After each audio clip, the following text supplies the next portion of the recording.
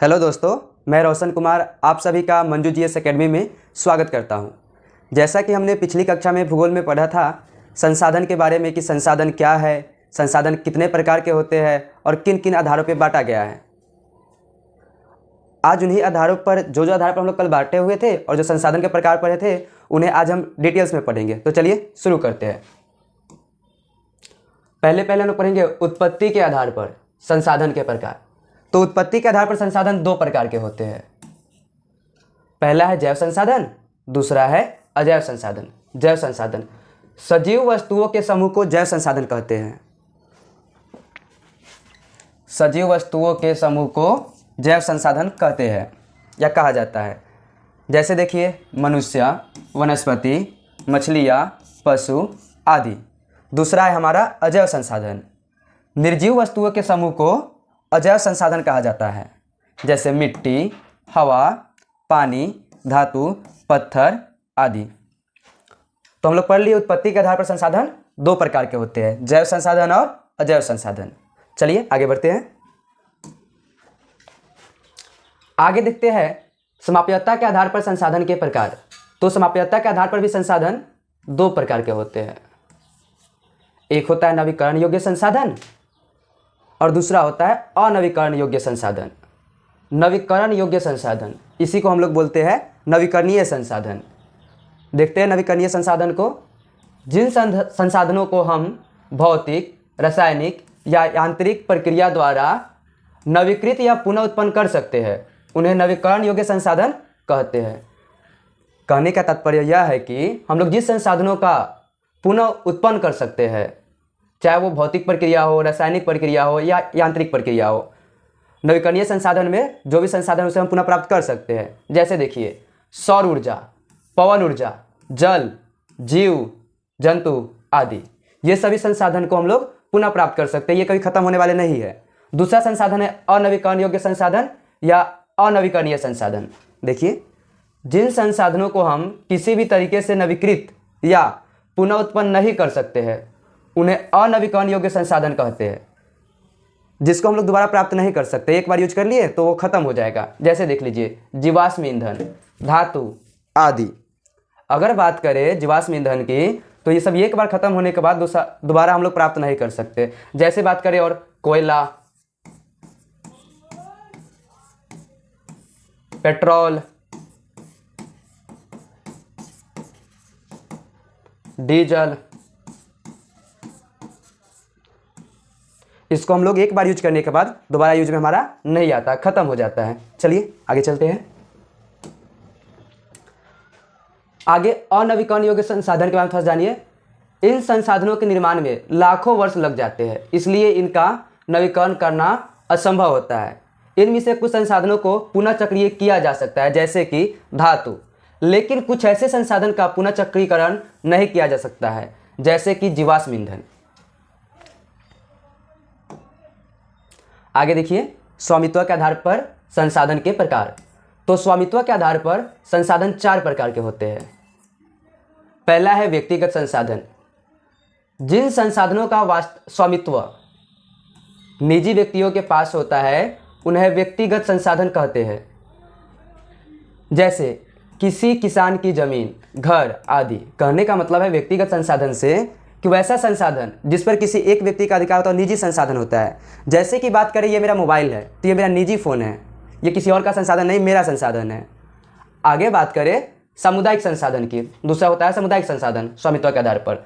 तो जिन संसाधनों का स्वामित्व समुदाय या समाज के पास होता है उन्हें सामुदायिक संसाधन कहते हैं। सामुदायिक संसाधन में मतलब पूरे समाज का होता है संसाधन, किसी एक का नहीं होता है। जैसे चारागाह, तालाब, पार्क, शमशान, कब्रिस्तान आदि। अगर बात करें सामुदायिक संसाधन में तो चारागाह में सभी लोग अपना जाके जो मवेशी है चरा सकते हैं, तालाब में सभी लोग पानी भर सकते हैं, पार्क में सभी लोग घूम सकते हैं, किसी एक का थोड़ी ना हो जाएगा ये। बाकी शमशान हो गया, कब्रिस्तान हो गया।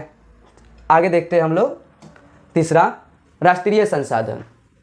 तो जिन संसाधनों का स्वामित्व राष्ट्र के पास होता है उन्हें राष्ट्रीय संसाधन कहते हैं।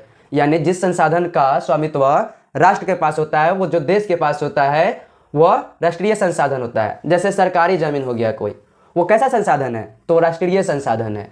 सड़क हो गया, नहर हो गया, रेल हो गया आदि, जितने भी ये सड़क हो गए, सड़क सरकारी ज़मीन हो गया, सड़क हो गया, नहर हो गया, रेलवे लाइन हो गया, रेल हो गया, ये सभी राष्ट्रीय संसाधन है।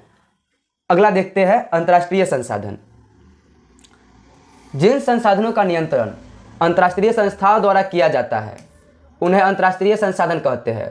उदाहरण के लिए समुद्री क्षेत्र को लीजिए।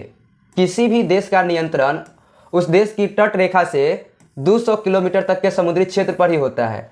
200 किलोमीटर से आगे का समुद्री क्षेत्र अंतर्राष्ट्रीय संसाधन की श्रेणी में आता है। अंतर्राष्ट्रीय संसाधन वैसा संसाधन होता है जिसमें किसी अंतर्राष्ट्रीय संस्था का स्वामित्व होता है। अगर बात करें हम लोग,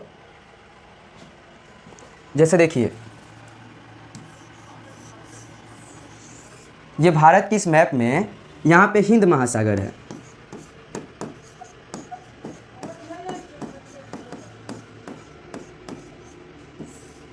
यहाँ पे बंगाल की खाड़ी है,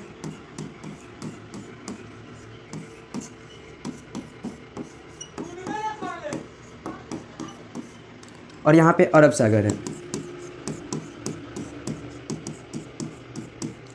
ये जो हिंद महासागर है इसका जो भारत का जो भूभाग होगा उससे 200 किलोमीटर तक ये जो भूमि है, संसाधन है, ये तो भारत का हो जाएगा। ये 200 किलोमीटर तक संसाधन जो भी इसका होगा वो भारत का हो जाएगा।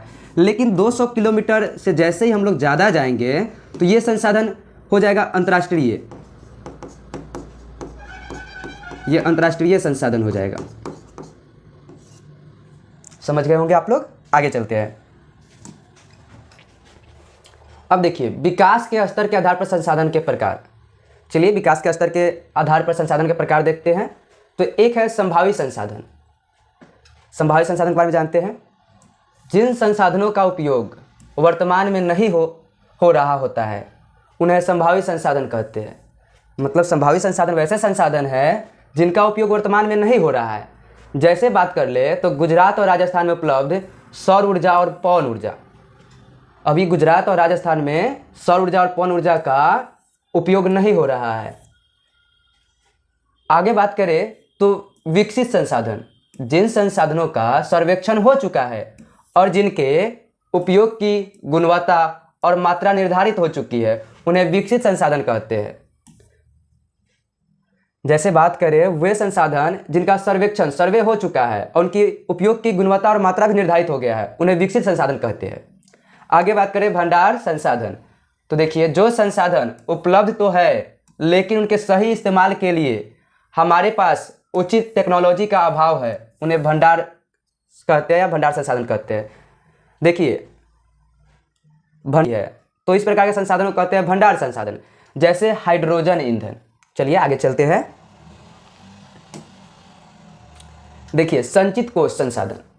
जिस संसाधन के उपयोग के लिए टेक्नोलॉजी तो मौजूद है लेकिन अभी भी उसका सही ढंग से इस्तेमाल नहीं हो रहा है। देखिए संचित कोष संसाधन में किसके उपयोग के लिए टेक्नोलॉजी है हमारे पास में, लेकिन इसका भी सही ढंग से इस्तेमाल हो नहीं रहा है। जैसे बात कर ले तो नदी के जल से पनबिजली परियोजना द्वारा बिजली निकाली जा सकती है। मतलब कि नदी के जल से हम लोग बिजली बना सकते हैं लेकिन अभी भी इसका इस्तेमाल सीमित पैमाने पर ही हो रहा है। चलिए आज की कक्षा हमारी यहीं तक रहती है। आप लोगों को बाकी अगले क्लास में पढ़ाई जाएगी। अगर इस क्लास से संबंधित कोई भी आप लोगों को डाउट होता है तो आप लोग कमेंट करके पूछ सकते हैं। जय हिंद।